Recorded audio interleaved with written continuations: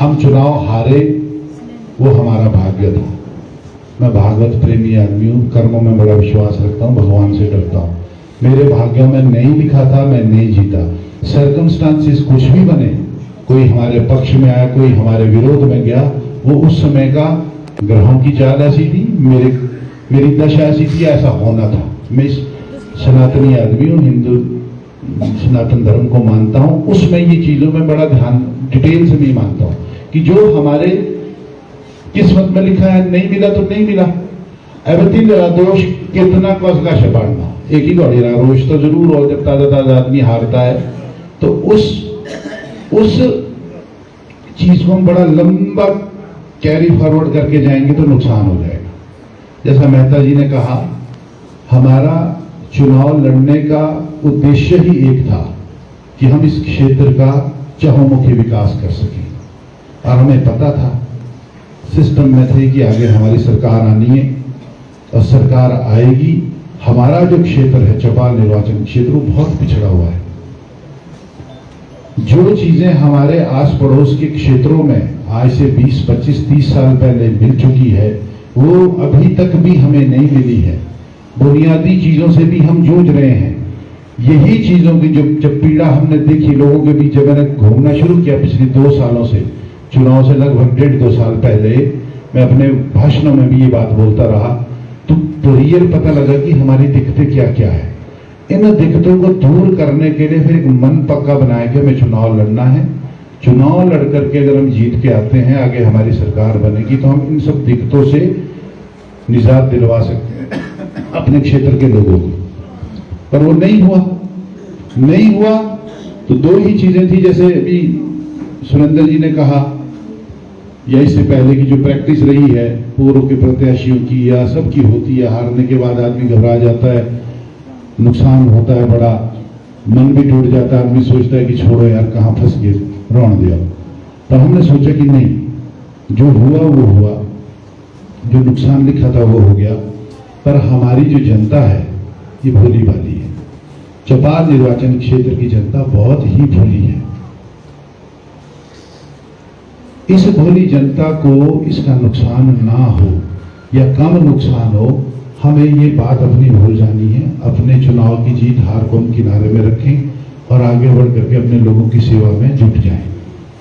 तो मैंने वही काम जो एक सच्चा समाज सेवी या सच्चा आदमी जो इस लोकतंत्र में, प्रजातंत्र में विश्वास रखता है या समाज सेवा में अपने को विश्वास रखता है, उसका फर्ज यही होता है कि वो अपनी जनता के साथ खड़ा हो जाए और अपनी जनता का साथ दे और जनता का सहयोग करे।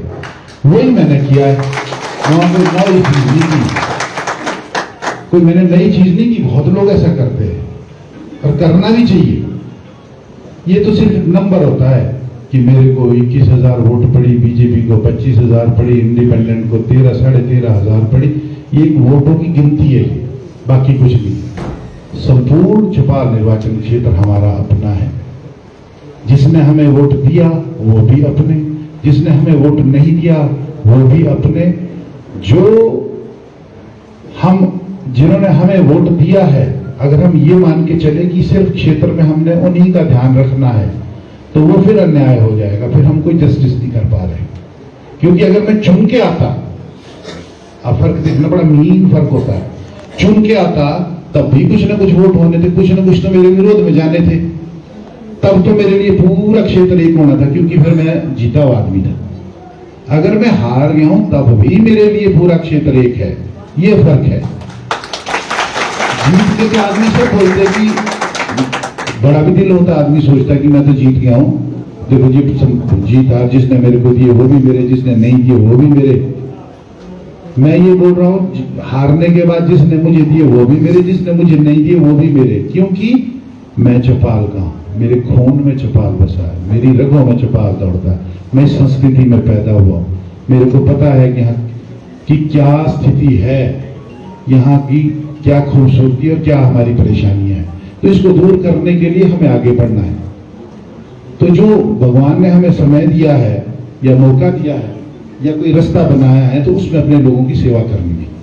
इसी सेवा भाव के साथ हम आए। कोई मैं बड़े राजनीतिक परिवार से, आप सब जानते हैं मेरे को, कोई नौतों का थी नहीं, कोई मैं कोई बहुत बड़े राजनीतिक परिवार से नहीं हूँ, हमारे बाप दादा कोई राजनीति नहीं की, या कोई परिवार थी का शाजा डायरेक्ट चुन के भेजो जिसको।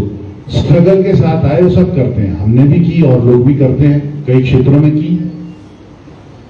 वो अलग बात है कि यहाँ लोगों को आसानी से चुनाव जीतने का मौका मिला, कई लोगों को उनके भाग्य है, पर हमने स्ट्रगल की तो ये हमारे भाग्य में था। और मुझे खुशी इस बात की कि मुझे स्ट्रगल करनी पड़ी और अपने लोगों के बीच जा सका, लोगों को समझ सका, लोगों की स्थिति को समझ सका। तब तो अपने मन में पता रहेगा ना कि आज मेरे को पता कीरण में क्या प्रॉब्लम है, न्योर में, टिकरी चंजन में क्या प्रॉब्लम है, जो आते था डेवा माँ छुट्टो मीला माँ छुरा आलक देख। अब अदरवाइज क्या होता है कि सिर्फ आप आए, चुनाव लड़ लिया, चुनाव जीत लिए और उसके बाद आपने अपनी राजनीति शुरू कर दी, फिर आप सिर्फ वोट बैंक की राजनीति पे आते। मेरी वो वोट बैंक वाली राजनीति का सिस्टम नहीं था। और आपने दूसरों के लिए सोच लिया, परमात्मा ने आपके लिए सोच लिया। फिर आपने इधर हाथ दिया, परमात्मा ने आपको इधर से पकड़ लिया कि चल भाई तेरे को मैं खींच रहा हूं, इनको पीछे वालों को खींच। तो ये समझ होनी चाहिए। अनफॉर्चुनेट क्या है कि आजकल की राजनीति में ये चीजें नहीं है, सिर्फ और सिर्फ। फिर क्या बात आ जाती है, कांग्रेस के लोग बैठे, बात हट फिर के आ जाएगी फिर अभी के विधायक के ऊपर, बीजेपी के ऊपर। मैं टीका टिप्पणी नहीं करनी चाहता, ये हमारा और उनका एक बेसिक डिफरेंस है। जैसे मेहता जी ने कहा, वो अगर कोई काम भी करते थे जब उनकी सत्ता थी तो पूछ सकता होता है मैं ये बीजेपी के या फलाने आदमी को फोन कर लेना कि ये इसने हमारे को सपोर्ट किया है कि नहीं किया, इसका काम करे या नहीं करे। तो जहां ऐसी सोच होगी तो आपके अंदर ना एक ईर्ष्या भावना शुरू से ही आपके अंदर डेवलप हो रही है। आप सोच ही नहीं पा रहे, किसी को बराबर की हक पे ले ही नहीं पा रहे। आज भी क्या स्थिति है, हमारे जो चुने हुए प्रतिनिधि है वो इसी तरीके की टीका टिप्पणी करके हम सब लोगों की भावनाओं को ठेस पहुंचाते हैं। जब वो ऐसी छोटी, जो कि इतने संवैधानिक पद पर बैठे हैं हमारे विधायक, उनको तीसरी बार जनता ने चुन के भेज दिया है, उनको ये मान सम्मान चौपाल की जनता का रखना चाहिए कि मैंने बोलना क्या है। जो भगवान है जी दे साढ़े ये सोचने, दिमाग सोचने के लिए, जुबान बोलने के लिए दी है कि मैंने बोलना क्या है, और मैं ऐसा कोई शब्द ना बोल दूं जिससे हमारी जनता को दुख पहुंचे, हमारी माताएं बहनों को दुख पहुंचे, हमारे नौजवान जो हमारे को देख रहे हैं, हमारे को अपना आइडियल मान करके सोच रहे कि हम इनकी तरह आगे बनेंगे, उनको ठेस ना पहुंचे। और वैसा नहीं देखते, अनाप शनाप बयानबाजी कर लेते हैं। कभी इसी सभागार में एक मीटिंग में उठटांग बोल दिया उन्होंने, मैं उस पर नहीं जाना चाहूंगा। विधानसभा में कुछ बोल रहे हैं, नए नए प्रवक्ता बनाए हैं, वहां रटाई उठटांग बातें शुरू कर देंगे बोलने की। तो जिससे ना बड़ी कड़वाहट होती है, ना चाहते हुए भी ना बड़ी अजीब सी स्थिति होती है, यार क्या बोले, कहा है का कौन सा। तो ये राजनीति में ईर्ष्या के लिए स्थान नहीं है। जो भी आदमी ऊपर पहुंचा है, ठीक है, आप जीत गए, 3 बार जीत गए, बहुत बड़ी बात है, अच्छी बात है। जनता, चौपाल की जनता ने आपको जिताया है, उनके मान सम्मान की बात करो, उनके उत्थान की बात करो, चौपाल क्षेत्र के डेवलपमेंट की बात करो। अगर आज कांग्रेस पार्टी की सरकार बनी है और आप एमएलए बने हैं तो हमारे से डायलॉग करके बड़ी बात करो कि भाई आगे आप इस क्षेत्र को, आप भी हमारी मदद करो, हम भी आपकी मदद करते हैं। आपको लगता है कि इस क्षेत्र में काम में कमी रह गई है, हम भी उसमें मदद करते हैं, वो करवाएं, वो चीजें करो। बजाय ये मत करो कि अगर हम कुछ कर रहे हैं, तीन देड़ी खुद है, बोली ना चक्खों बड़ी दुखुत है, कि अगर हम कोई काम करने की कोशिश कर रहे हैं उसमें आप ऑब्स्ट्रक्ट करने की कोशिश करो, सबोटेज करने की कोशिश करो। आज के बच्चे, जो नौजवान बच्चे पढ़ लिख रहे, देख रहे हो सब, आज मीडिया का जमाना है, सबने लाइव चल पड़ता है, एकदम फोन ऑन करो तो लाइव का मतलब है कितने देशों में फेसबुक जारी, कहां लोग देख रहे, सुन रहे, वो इन चीजों को देखते हैं।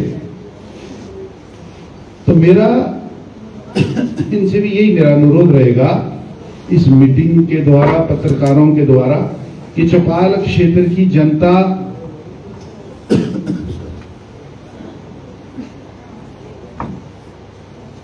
चौपाल क्षेत्र की जनता बहुत भोली है, बहुत इनोसेंट लोग हैं, और भोलापन आपको 3 बार जिता गया है। आपने 1 बार झूठ बोला पहली बार, तो आप बन गए।